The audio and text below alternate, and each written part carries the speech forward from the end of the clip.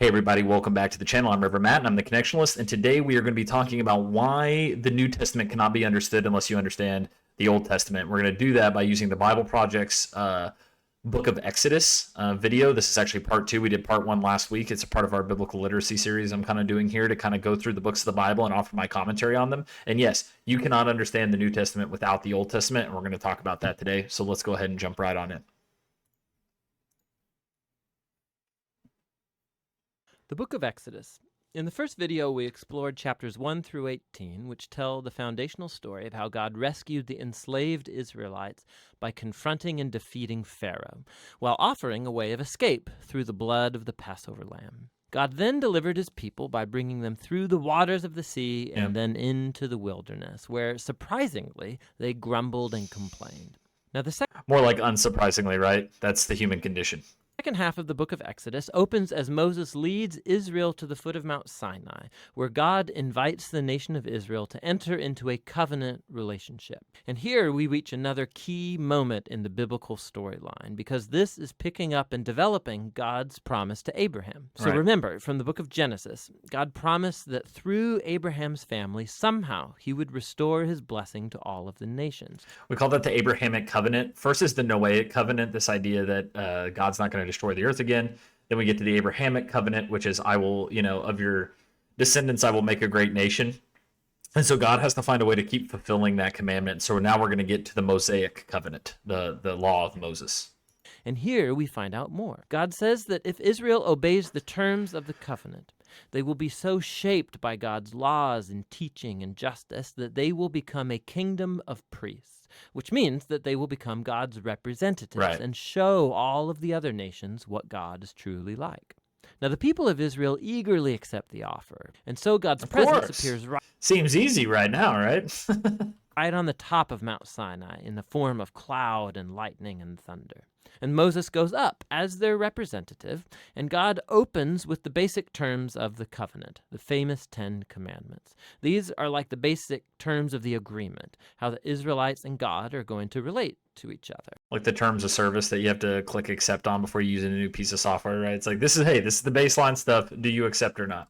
And then after this come another collection of commands which fill out the first 10 in more detail. There are laws about Israel's worship, about social justice, how they are to live together, all shaping Israel into a nation of justice and generosity that's different from the other nations. So Moses writes down all of these laws, and he brings them down to the people who, again, eagerly agree to enter into this covenant with God. And once they do so, God takes the relationship forward another step. He tells Moses that he wants his holy and divine and good presence to come and dwell right in the midst of Israel, which develops another aspect of God's covenant promises. So remember, after humanity's rebellion in the garden, it was access to God's presence that was lost. But now it's through the family of Abraham that God's presence is becoming once again accessible.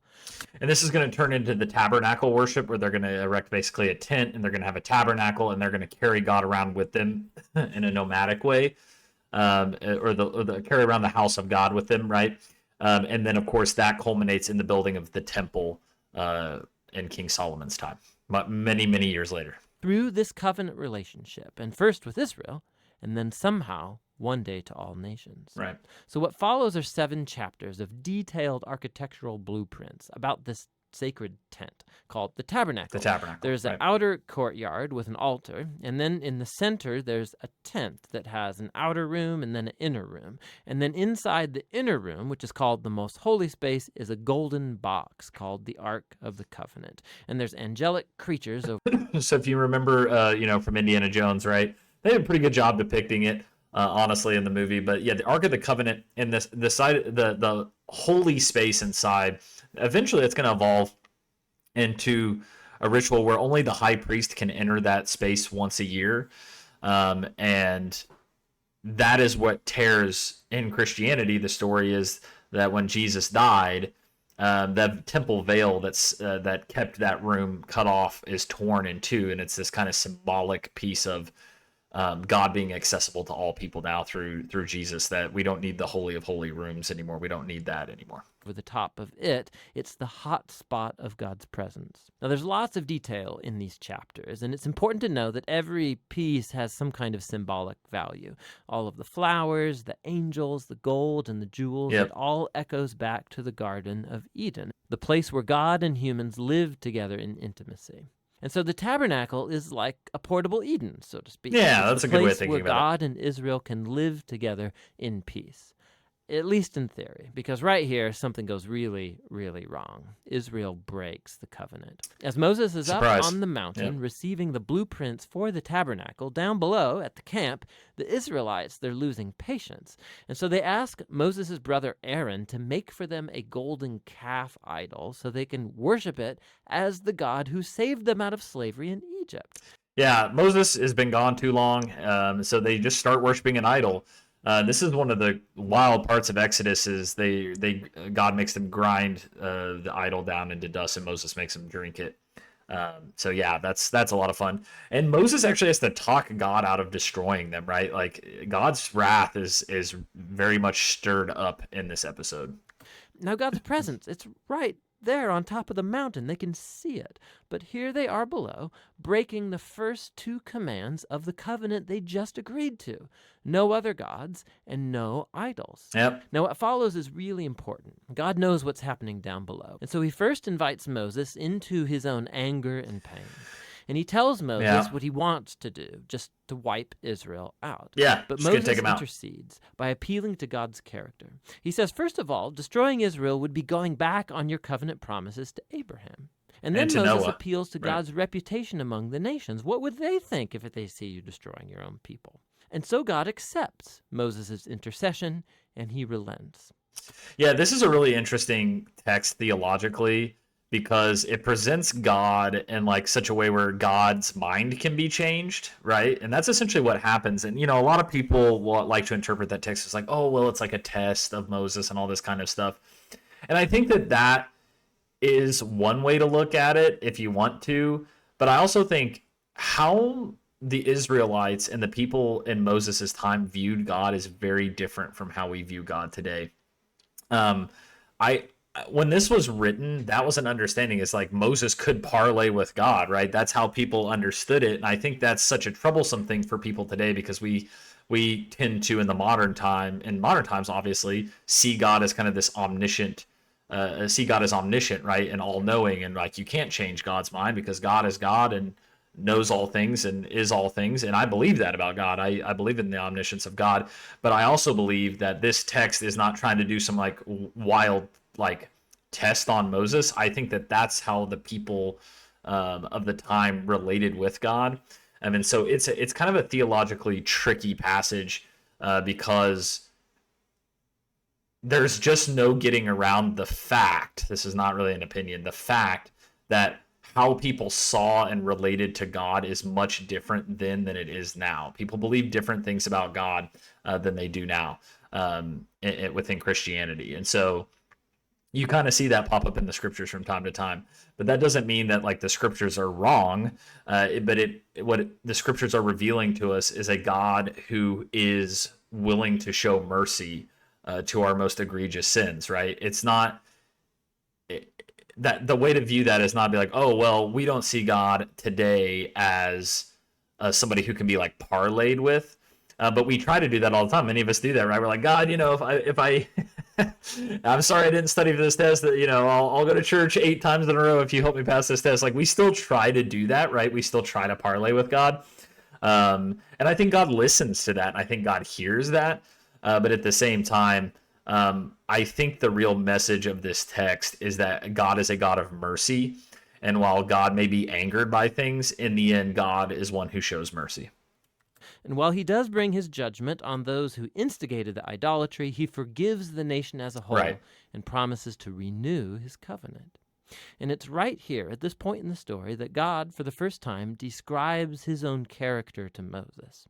He says, the Lord is merciful, he's gracious, he's slow to anger, and abounding in steadfast covenant love. Faithfulness. Yep. He forgives sin, but he will not leave the wicked unpunished. So we have... Yeah, so the point of this text is not to be a diatribe on whether or not God can be parlayed with, or a theological musing on the, like, is God omniscient? What does God know? Does God change his mind? Right? That's not really what the text is saying. The text is trying to, I'm going to circle it with my mouse. The text is trying to communicate this idea that the Lord is merciful and gracious. That is what the text is trying to do. If you get too lost in the weeds of like, well, that's kind of weird that like God changed his mind, then you're going to miss the point of the entire text, in my opinion. This tension. God is full of mercy, but also he must deal with evil if he claims to be good. This is why I'm not a universalist, because I just think there is zero biblical argument for universalism, especially in the Old Testament, but even in the New Testament, right? When we face Jesus, right, who is willing to forgive even his enemies, right? Even Jesus talks about the judgment at the end of time, right? Jesus is clear about that. And my problem with universalism has been and always will be that universalism cheapens a lot of things, because it basically means that there's no justice. There's no justice for anything. Evil gets to do it at once. It goes unpunished. Nothing matters. And I think that's kind of a cheap thing that I don't think is part of who God's character is. I do think God will deal with evil with justice in the end. And above all, God is faithful to his promises, even though it means he knows he's committing himself to a people who are utterly faithless. And so after renewing the covenant with Israel, God commissions Moses to go ahead and build the tabernacle. And once again, we get 5 long chapters describing in detail the construction of the tabernacle. And it all comes together in the final chapter where the tabernacle's finished. God's glorious divine presence comes and hovers over the tent, and our hopes are high. And so Moses, he goes right up to enter into the tent, and he can't. He actually can't go in. And that's how the book ends. It's really surprising, but not really if you think about it. You can see now how much Israel's sin has damaged the relationship with God in more ways than we realized. So the book opened, remember, with Pharaoh's evil threatening Israel and threatening God's covenant promise. But now, as the book ends, Israel has become its own worst enemy. It's their sin that's threatening the future of the covenant. And so the question as the book closes is, how is God going to reconcile this conflict between his holiness and his goodness and his presence with the sinful corruption of his own covenant people? The solution to that problem is what the next book is about. But for now, that's the book of Exodus. Yeah, so the next book's going to be Leviticus. And of course, what we as Christians believe, right, and this is why you can't understand Christianity without Exodus especially, is that Jesus is the culmination of the making right of that relationship, right? This relationship gets damaged over and over in Exodus, and then in Kings, and 1st and 2nd Samuel, 1st and 2nd Kings, this relationship just keeps getting more and more damaged. And the central question becomes, how is God going to fix this? And the most loving thing God could do is come, take upon flesh, live among us, die for us, and be resurrected in order to fix that relationship and restore that relationship. Either you can talk about that through substitutionary atonement, or you can talk about that through Christus Victor, whatever you want to articulate that as. It's important to understand that what Jesus did is the culmination of the writing of that relationship, which is why you cannot just read the Old Testament or just read the New Testament. You must understand the Old Testament in order to engage that. So I hope you enjoyed the video today. Make sure you go like and subscribe to the Bible Project. Make sure you like and subscribe to my channel too if you like the commentary. It's literally the best way you can help out a small channel like mine. But I'm River Matt, and I'm the Connectionalist. Until next time, I'll see you soon. Bye-bye.